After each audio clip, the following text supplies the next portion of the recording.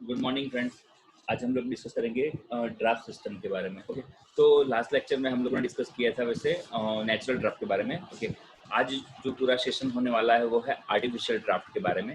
Okay, तो what is artificial draft, उसके बारे में हम लोग आज डिस्कस करेंगे। ओके, तो नेचुरल ड्राफ्ट जो सिस्टम है उसकी कुछ लिमिटेशंस थी वैसे, पर कि समझो कि वो कुछ ही एरिया में वर्क कर पाता था। कि अगर समझो ज़्यादा अगर हमको कुछ फोर्सफुली अगर हमारा जो हॉट गैसेस है वो बाहर निकलना है तो फिर वो उसके लिए नेचुरल ड्राफ्ट सिस्टम जो है वो आज के पावर प्लांट को वो कम्पीट नहीं कर पाता। ठीक है, तो उसके लिए समझो कि आर्टिफिशियल ड्राफ्ट सिस्टम हम लोग यहाँ पे अप्लाई करते हैं। ओके, तो हम लोगों ने क्लासिफिकेशन में वैसे देखा था 3 तरीके की ड्राफ्ट आर्टिफिशियल ड्राफ्ट होती है। सबसे पहले जो है वो है फोर्स ड्राफ्ट। ओके, तो आज हम लोग डिस्कस करेंगे फोर्स ड्राफ्ट के बारे में। इन force draft, okay, force draft में क्या होता है? Okay, in a forced draft system a blower is installed near the base of boiler. This draft system is known as a positive draft system or a forced draft system. Okay, तो इसको हम लोग positive draft system भी बोलते हैं। ठीक है, तो because of pressure of air through the system is above atmospheric pressure and air is forced to the flow through the system, the arrangement of the system is show in figure. Okay, तो आज हम लोग सबसे पहले उसकी figure discuss करेंगे। तो यहाँ पे समझो सबसे पहले क्या है, तो ये जो पूरा है हमारा वो ये है बॉयलर वाला एरिया है। ठीक है, बॉयलर वाले एरिया में क्या होता है कि नीचे फर्नेस होती है, ये फर्नेस वाला एरिया है। ठीक है, और फर्नेस के ऊपर यहाँ पे क्या कोल होता है। ठीक है, और कोल यहाँ पे बर्न होता है। ठीक है, तो क्या होता है कि बाहर से एयर यहाँ पे ब्लोअर से एयर सप्लाई की जाती है और कोल बर्न करता है। ठीक है, और ये ब्लोअर में से जो एयर सप्लाई होती है, ओके, वो समझो इकोनोमाइजर में जाती है। ठीक है, तो समझो आर्टिफिशियल ड्राफ्ट का ये फोर्स ड्राफ्ट सिस्टम है। ओके, तो आर्टिफिशियल ड्राफ्ट की पहले तो जरूरत क्यों पड़ती है? सबसे पहले तो because of insufficient head and lack of flexibility. Okay, तो समझो कि insufficient head and lack of flexibility, the use of natural draft is limited to the small capacity of the small capacity boiler only. Okay, तो समझो क्या क्या होता है कि अगर समझो स्मॉल कैपेसिटी का बॉयलर है उसके लिए नेचुरल ड्राफ्ट ठीक है। ठीक है, पर समझो कि अगर समझो हमारे पास सफिशिएंट हेड नहीं है, ठीक है, और समझो कि फ्लेक्सिबिलिटी एकदम मिनिमम है उसमें, ठीक है, तो उसमें हम लोग फोर्स ड्राफ्ट का यूज करते हैं। ओके, और समझो कि the draft required in actual power plant is sufficiently high and to meet high draft requirement some other system must be used. Okay, some other system यानी artificial draft की जरूरत पड़ती है। ओके, तो समझो कि क्या होता है in a large power plant the draft required is high, it should be neither economical or nor convenient to build a chimney to produce draft of such large magnitude. Okay, तो समझो कि इसके लिए नेचुरल ड्राफ्ट में क्या होता था, हम लोग अभी थोड़ा डिफरेंस भी डिस्कस कर लेंगे वैसे नेचुरल ड्राफ्ट और फोर्स ड्राफ्ट के, कि उसकी चिमनी की हाइट बहुत ही बड़ी होती है। ठीक है, तो ए वो बहुत ही समझो कि इकोनॉमिकल नहीं है। समझो चिमनी की डिजाइन इतनी बड़ी बनाना, ठीक है, अगर समझो कि अराउंड 3 mm ऑफ वाटर जितना प्रेशर, ऑफ वाटर जितना जो प्रेशर जनरेट करने के लिए जो चिमनी की जो डिजाइन है वो बहुत ही हाई और बहुत ही हाइट पे बनानी पड़ेगी। ठीक है, in modern plant the draft produce by the chimney is not sufficient. Okay, कि जो अभी मॉडर्न पावर प्लांट के लिए जो चिमनी की जो हाइट बहुत ही बड़ी ड्राफ्ट, ये जो नॉर्मल जो हमारा समझो कि जो नेचुरल सर्कुलेशन वाला जो नेचुरल ड्राफ्ट वाला जो सिस्टम है वो आज के पावर प्लांट के लिए वो समझो कम्पीट नहीं कर पाता। ठीक है, तो समझो to move large quantity of gas through the chimney. Okay, कि वो भी समझो कि आज सफिशिएंट नहीं है लार्ज क्वांटिटी ऑफ गैस जो है उसको मूव कराने के लिए। ठीक है, तो moreover natural draft is depended on a climate condition. पहले और दूसरा कि नेचुरल ड्राफ्ट हम लोगों ने डिस्कस किया था वैसे कि वो क्लाइमेट कंडीशन पे डिपेंड करता है। ठीक है, तो फिर क्या होता है अगर समझो क्लाइमेट कंडीशन, अगर समझो बाहर टेम्परेचर बढ़ गया बराबर, तो वो नेचुरल ड्राफ्ट सिस्टम है वो समझो कि बाहर का, तो उसके कारण प्रेशर डिफरेंस जनरेट होता है। ठीक है, तो वो भी समझो कि बहुत डिफिकल्ट है टेम्परेचर पे, हमको बाहर के टेम्परेचर पे और नेचुरल एनवायरमेंट पे सब कुछ समझो डिपेंड रहता है। ठीक है, तो artificial draft which is more flexible and is independent of the atmospheric condition. जो ये आर्टिफिशियल ड्राफ्ट है हमारी अभी हम लोग जो डिस्कस करने वाले हैं वो मोर इंडिपेंडेंट है, उसको नेचुरली कोई भी समझो चीजों से कोई फर्क नहीं पड़ता ज़्यादा। ठीक है, ओके, तो independent है वो atmospheric conditions. It is used in power plants. Okay, when the artificial draft is used, the waste heat carried by the flue gases can be better utilization in economizer and preheater. Okay, तो waste heat को भी हम लोग समझो कि betterly समझो कि वो यूटिलाइज कर पाते हैं आर्टिफिशियल ड्राफ्ट के थ्रू इन इकोनोमाइजर और एयर प्रीहीटर। यहाँ पे जो भी ये सिस्टम है उसमें इकोनोमाइजर और एयर प्रीहीटर होता है। तो इन शॉर्ट ओके, ये जो हमारी सिस्टम है वो बॉयलर सिस्टम पूरा की पूरी उसमें ओके। तो artificial draft produce by the mechanical equipment and such fans और blowers is known as a mechanical draft and that produced by the steam jet called steam jet draft. Okay, तो ये समझो कि इसकी टाइप्स है वैसे। Okay, तो सबसे पहले हम लोग मैकेनिकल ड्राफ्ट के बारे में बात करेंगे। तो मैकेनिकल ड्राफ्ट में यहाँ पे 3 तरीके की ड्राफ्ट है, force draft, induce draft and balance draft. तो यहाँ पे सबसे पहले फोर्स ड्राफ्ट, हम लोग बेसिक फोर्स ड्राफ्ट का जानते हैं अभी यहाँ पे। ओके, तो यहाँ पे क्या होता है समझो कि सबसे इनिशियल स्टेज में यहाँ पे ब्लोअर लगा हुआ होता है सबसे पहले। ओके, इसलिए उसको फोर्स ड्राफ्ट बोलते हैं। ओके, ब्लोअर पहले लगा हुआ होता है, ठीक है, इसलिए इसको फोर्स ड्राफ्ट बोलते हैं। ओके, तो समझो यहाँ पे हमारा कॉल होता है, अभी जस्ट मैंने डिस्कस किया उस हिसाब से। ओके, तो कॉल को एयर सप्लाई चाहिए। ओके, यहाँ पे हाई प्रेशर से यहाँ पे एयर सप्लाई की जाती है, ठीक है। तो समझो कि देन आफ्टर समझो बॉयलर के साथ यहाँ पे जो है एसेसरी में इकोनोमाइजर लगा हुआ होता है। ये जो है हमारा इकोनोमाइजर एरिया है, ठीक है। इकोनोमाइजर में से क्या क्या होता है कि जो वाटर है होता है जो इकोनोमाइजर में, वो प्री हीट होकर फिर से उसको यहाँ पे बॉयलर में ले जाया जाता है, ठीक है।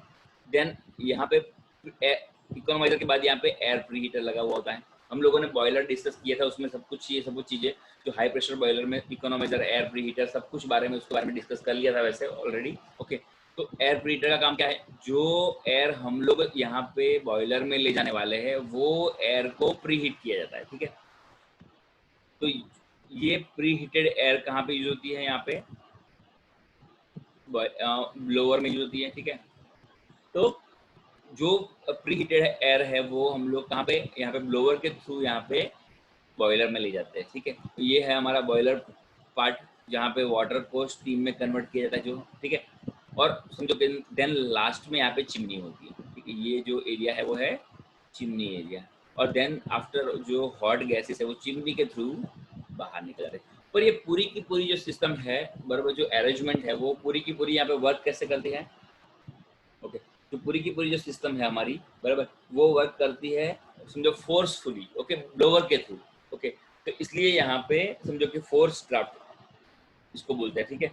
In force draft system the fan blower is installed near और at the base of the boiler grade. Okay, कि जो समझो यहाँ पे blower base of the boiler grade के बेस पे हम लोग यहाँ पे ब्लोअर यूज करते हैं, इसलिए ओके। तो समझो कि यहाँ पे क्या होता है कि बॉयलर ग्रेड है उसके बेस में हम लोग यहाँ पे ब्लोअर इंस्टॉल करते हैं, इसलिए उसको फोर्स ड्राफ्ट बोलते हैं। Okay, this the air forced under pressure through the great placed in a furnace. Okay, अभी मैंने जस्ट डिस्कस किया कि भी एयर जो है वो यहाँ पे फोर्सफुली एंटर कराई जाती है, ठीक है, और प्रेशर करके समझो कि वो फर्नेस में जाती है, ठीक है। The pressure created due to the fan और blower range from 2.5 centimeters to 7.5 centimeters of water. Okay, this pressure helps the circulation of the flue gases through the economiser, air breeder and chimney. Okay, तो यहाँ पे क्या होता है कि ये जो प्रेशर है वो समझो कि यहाँ पे इकोनोमाइजर में ले जाने के लिए, एयर प्रीहीटर में ले जाने के लिए और चिमनी में से बाहर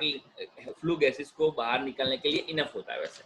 ओके, तो समझो कि this draft system is known as a positive और force draft system as the pressure of throughout the system is above atmospheric. यहाँ पे जो प्रेशर है वो एटमॉस्फेरिक प्रेशर है, एटमॉस्फेरिक प्रेशर से ज्यादा प्रेशर है, ठीक है।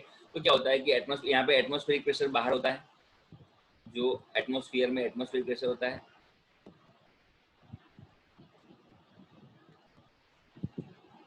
और यहाँ पे अबव एटमॉस्फेरिक प्रेशर होता है चिमनी के अंदर। तो क्या होता है कि वो flue gases automatically pressure difference के कारण बाहर निकल जाता है, ठीक है। Okay, okay, since the pressure in the furnace is higher than the atmospheric, okay, the possibility of leakage of gas from the furnace unless the enclosure for the furnace is properly sealed. Okay, तो यहाँ पे समझो कि leakage का problem हो सकता है, इसलिए उसको प्रॉपर्ली सील किया जाता है, ठीक है। the height of chimney is not large as its function is only to discharge the excess gas. तो यहाँ पे चिमनी की हाइट बहुत ज़्यादा रखने की ज़रूरत नहीं पड़ती, क्योंकि ये फोर्सफुली गैसेस जो फ्लू गैसेस को बाहर निकालती है, इसलिए समझो कि तो वो समझो कि हाइट इसकी बहुत ज़्यादा रखने की ज़रूरत नहीं पड़ती। ओके, समझो कि functions only to discharge the excess gases high, okay, enough to avoid pollution to the surrounding area, okay। तो समझो कि ये हाइट ज़्यादा नहीं होती, तो समझो कि जो सराउंडिंग एरिया है इट नॉट, समझो कि ये जो पूरा सिस्टम है वो कम हाइट पे होता है, इन शॉर्ट। ओके, ये बात हो गई हमारी फोर्स ड्राफ्ट सिस्टम की। अभी हम लोग डिस्कस करेंगे वो है इंड्यूस्ड ड्राफ्ट सिस्टम की। ओके,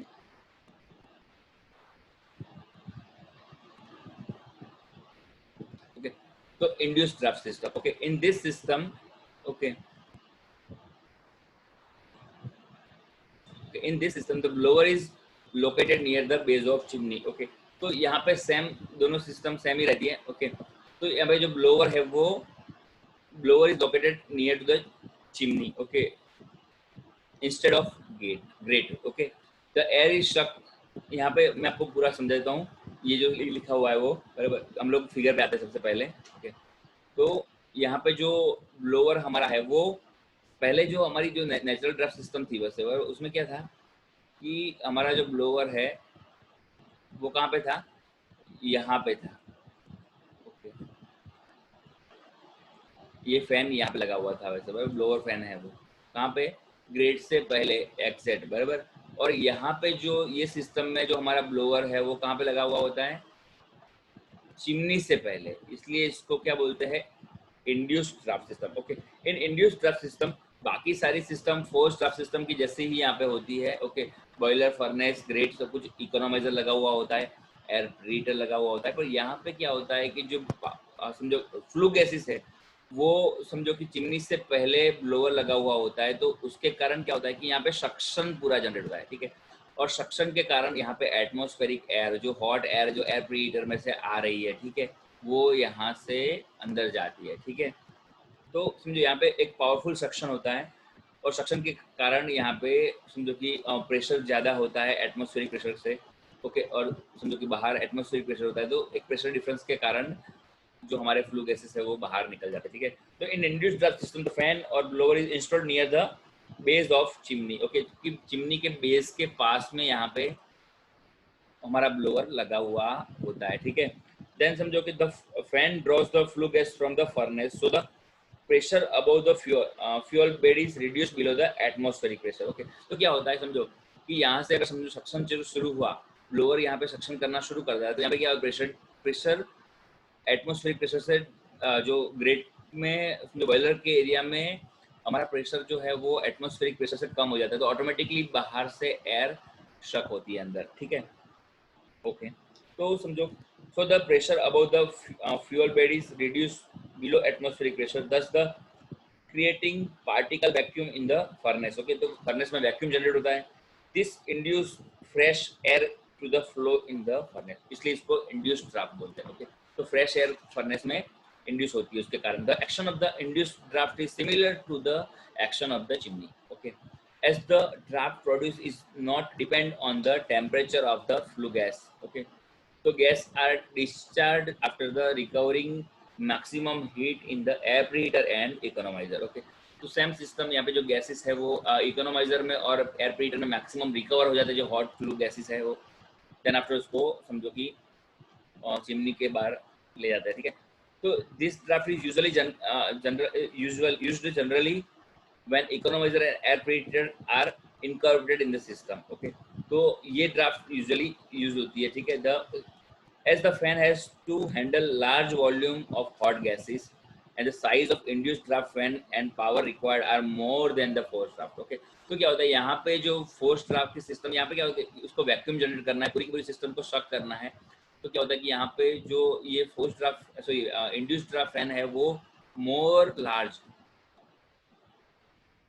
देन, समझो कि यहाँ पे हमारा जो फोर्स ड्राफ्ट फैन है उससे पावर उसका ज़्यादा होता है। ठीक है, in this system the tendency of air leakage from the outside to the furnace is more as the pressure inside less than atmospheric pressure. Okay, तो ये समझो कि यहाँ पे एयर लीकेज की समझो, जैसे बड़ा फैन होगा उस हिसाब से समझो कि ये एयर लीकेजिंग सिस्टम भी जो बढ़ जाएगी, टेंडेंसी ऑफ एयर लीकेज की बढ़ जाएगी। ओके, तो ये पूरा समझो ऑलमोस्ट फंक्शन उसका फोर्स ड्राफ्ट की तरह ही होता है, इंड्यूस ड्राफ्ट का भी।